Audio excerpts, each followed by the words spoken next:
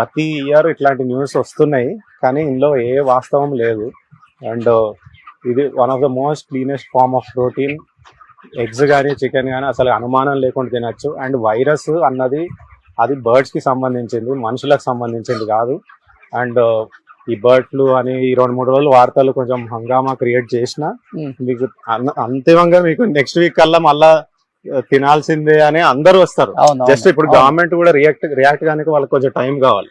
So ఇప్పుడు అన్ని fake news, WhatsApp open చేసిన, యూట్యూబ్ ఓపెన్ చేసిన అన్ని ఫేక్ న్యూస్. ఆ థంబ్నెయిల్స్ చూస్తే రేవంత్ రెడ్డి గారే చెప్పారు అన్నట్టు చూపిస్తున్నారు. యాక్చువల్ గా అయితే రేవంత్ రెడ్డి గారు దాని గురించి మాట్లాడలేదు. యానిమల్ హస్బెండరీ డిపార్ట్మెంట్ సెక్రటరీ వాళ్ళు క్లియర్ గా ఇచ్చినారు. కానీ అన్నిటినీ మనం ఏమంటారు వేరే యాంగిల్లో రాస్తే ఎవరికి దాన్ని మొత్తం చదివే టైం లేదు. సో అది ఒకరి నుంచి ఒకరు క్రియేట్ అవుతుంది. అరే తినొద్దంట అనుకుంటా కొంచెం పాకుతుంది. అందులో అసలు ఏం